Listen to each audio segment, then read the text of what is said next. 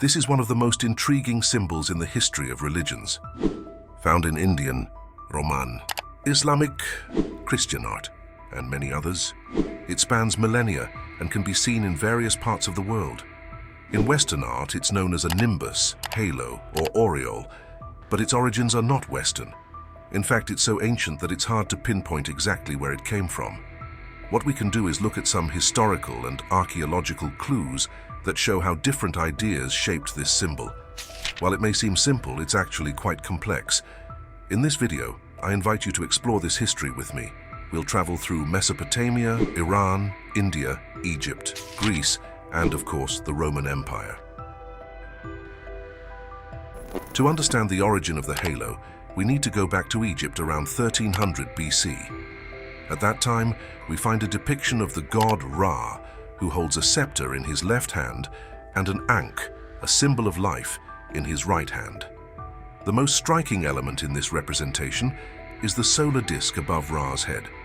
This is because Ra literally means sun, as if he were the sun itself deified. The Egyptians were not the only ones to worship solar deities or to represent the solar disk with these deities. For example, the Babylonians depicted Shamash, which also means sun, with the celestial body nearby, but not integrated into the figure. The Aztecs also had a representation of the solar god Tonatiuh, with a solar disk behind his head or sometimes incorporated into the disk, as seen in the famous Aztec calendar. In Japan, the goddess Amaterasu, whose name means she who shines in the sky, is traditionally depicted with solar rays around her body. The Greeks, on their part, also represented Helios, which means sun in Greek, with a disk and solar rays behind his head. This helps us understand that the halo has a strong connection to the sun. However, so far, we have not yet found the halo symbol as we know it, especially in the Christian tradition. The disk and rays that appear in depictions of these gods are more figurative elements, serving as visual references to the celestial body. Ra, Helios, and Tonatiuh are shown with the sun, because in a way, they are the sun. It's not surprising that these solar gods are represented with the sun's disk or rays, even in different cultures and times. The sun is a constant anywhere on the planet, and this representation is very intuitive, without needing influence from different peoples. To understand the specific halo we see in Christian art, which appears around the heads of characters like angels and saints, we need to explore a more detailed historical development. For this, we should look for a new clue in Iran, not Egypt. In ancient Iranian religions, there's a fascinating concept that adds a new dimension to the symbolism of the halo, the concept of kavarena. This term, meaning radiance or splendor, refers to a divine force emanated by the gods and also granted to great kings, sages, and heroes. In Zoroastrianism, the most influential Iranian religion in history, there are texts discussing gods who possess kavarena and bestow this divine radiance upon human rulers. This makes these rulers illuminated and grants them the power needed to carry out their roles. Kavarena is seen as a manifestation of divine favor that empowers and legitimizes a figure's authority. The god Mithras, for example, is referred to as the distributor of kavarena in Iranian sacred texts. It's no coincidence that Mithras is associated with the sun in this tradition. He is often depicted with solar rays extending from his head, as if this solar deity could solarize other beings, meaning he could bestow his own sacredness, symbolized by the sun, upon those he favors. Indeed, several kings who ruled regions influenced by this tradition were depicted with a disk around their heads, symbolizing splendor, power, and divine authority, or kavarena. A clear example is the coin shown on the screen. It was minted by Emperor Huvishka and depicts on one side the emperor with a halo, and on the other side the god Pharaoh, who embodies divine favor and good fortune. Iranian texts also mention kings who lost this attribute, which often led to impoverishment, illness, or defeats in battle.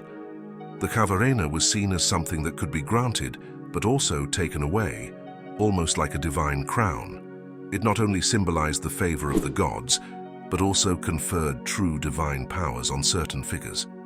Now you might be wondering how all of this connects with Christianity, which is the tradition most associated with halos. There are more clues about the meaning of this symbol that we need to consider. So far we've discussed the concept of kavarina in Zoroastrianism, but similar ideas can also be found in other cultures and sacred texts, including the Bible. For example, the earliest texts in history, the Sumerians, mention something called melam or melamu, which is associated with the radiance of celestial bodies. The gods used this radiance as a kind of garment, and it was also used to cover temples, cities, and even important people like kings, sages, and heroes. This glow set these figures and places apart as superior. The text suggests that this radiance could intensify at times of great significance, such as during battles, to further highlight the difference between the sacred and the profane, between the extraordinary and the ordinary. We find a similar concept in the Iliad, where there's a scene that perfectly illustrates this idea. Achilles, the great Greek hero of the Trojan War, is enveloped by a splendor granted by the goddess Athena. The text describes how Athena placed a golden cloud around Achilles' head, and this radiance reached up to the sky. This happened during a crucial battle when divine support was especially needed. Thanks to this sacred power, Achilles won the battle. According to the narrative, the hero, surrounded by this brilliance, only needed to shout, which caused the Trojans to retreat in terror, even attacking each other in their confusion. The Bible also presents this idea of splendor as a sign of sacredness and divine favor in two notable stories involving Moses and Jesus. But before diving into these stories, it's worth mentioning a lesser-known passage from the book of Job. In this book, Job is tested by God and loses almost everything: his children, his possessions, and even his health. During this trial, he laments being stripped of his glory, saying that his crown has been removed from his head. This idea is similar to the Iranian concept of kavarena, where divine favor, symbolized by the crown, is taken away, leading to the loss of prosperity, honor, and health for that individual. Let's explore the significance of the term glory, or kavod in Hebrew, which frequently appears in the Bible to describe God's presence in a nearly tangible and visible way. A striking example is the story of Moses in the Old Testament. When Moses ascends Mount Sinai to meet with God and receive the tablets of the law, the text says that God passed before him, revealing his beauty and glory. When Moses descended from the mountain, he was unaware that his face was shining because of his encounter with God. The Israelites, seeing the radiance of his face, were afraid to approach him. This radiance wasn't just a physical characteristic, but a manifestation of the divine presence. Moses wasn't just any leader, he was the chief and lawgiver of the chosen people, and his authority was seen as a direct gift from God, similar to the divine splendor granted to Iranian kings. In the New Testament, there's a similar scene involving Jesus. He goes up a mountain, and his divine splendor is revealed. The text describes his face shining like the sun, and his clothes becoming as white as light. In this scene, God the Father also manifests in a luminous cloud, and a voice declares, "This is my beloved Son, with whom I am well pleased. Listen to him." Here, Jesus is presented as God's authorized representative on earth, endowed with sacredness and divine status. This qualitative difference between Jesus and other humans is represented through this radiance and splendor, much like what we see with the Sumerian melam, Achilles enveloped in Athena's golden cloud, or Moses with his glowing face. The image of Jesus with a shining face like the sun is already present in the Gospels. However, this textual idea only visually appears in the form of the halo we know today, a few centuries later. This may even be connected to a famous emperor. Now let's explore the evolution of visual representations of Jesus. In the earliest known images, Jesus is depicted simply as an ordinary man, without any kind of halo. However, starting from the 4th and 5th centuries, it became increasingly rare to find images of Jesus without the disc or halo behind his head. What caused this change? As we've seen, the idea of the halo was known to the Greeks and appeared in art long before Christ. For example, Helios, the sun god, is often depicted with radiance around his head, as are other sacred figures like Nike, the personification of victory.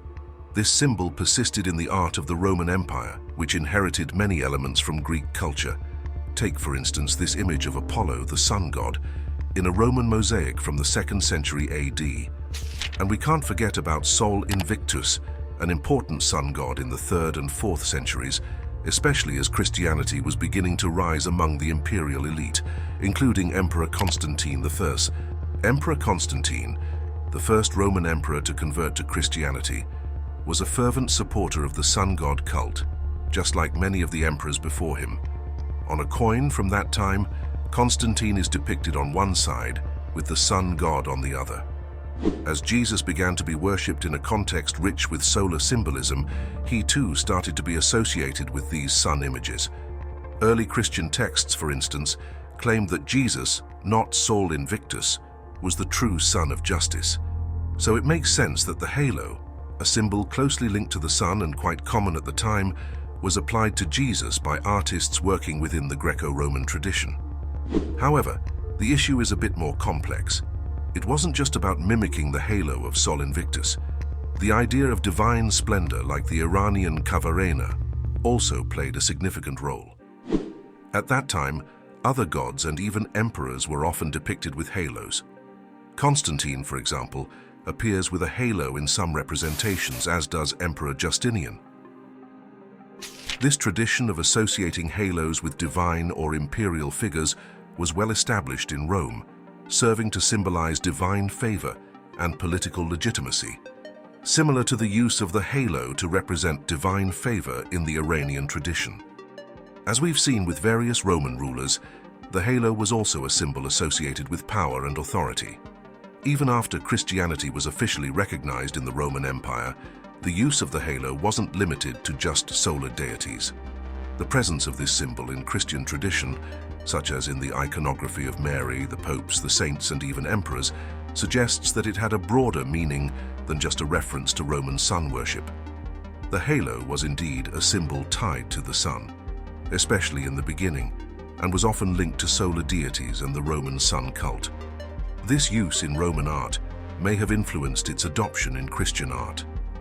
However, it's essential to understand that when the halo appears in Christian depictions, it goes beyond this solar connection. When Jesus and other Christian figures are portrayed with a halo, the symbol represents something deeper, a mark of holiness and divine favor. The halo serves as a visual highlight, a way to emphasize the superiority and importance of these figures, indicating that they possess an exceptional status and are under divine protection and blessing. In this way, the halo symbolizes the presence and authority of the divine on earth. The halo made its way into Christian art through Eastern influences that were incorporated into Greek and Roman art. While it's difficult to pinpoint the exact origin of these Eastern influences, we know that Sumerian texts from millennia before Christ already mentioned a radiance known as melem, which resembles the concept of the halo. Additionally, in the regions between India and Iran, we find both similar texts like the Kavarena and images such as coins depicting kings with halos.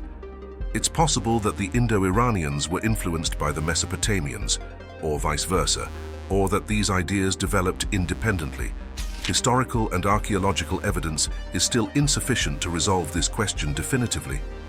However, it's clear that the Greeks and Romans were deeply influenced by these Eastern cultures, and Christian art, in turn, absorbed this influence through the Greco-Roman tradition. This is just one of the many aspects of the global history of the halo. We could delve into how it became a symbol of enlightenment in Buddhist art or of holiness in Islamic art, which often relates more to sacred fire than the solar disk, but also has roots in Iranian culture. We could also discuss how the halo continued to be an imperial emblem in India until at least the 10th century. For now, that's all. Thank you for watching, and I invite you to leave comments with topics you think we should cover in future videos. See you next time.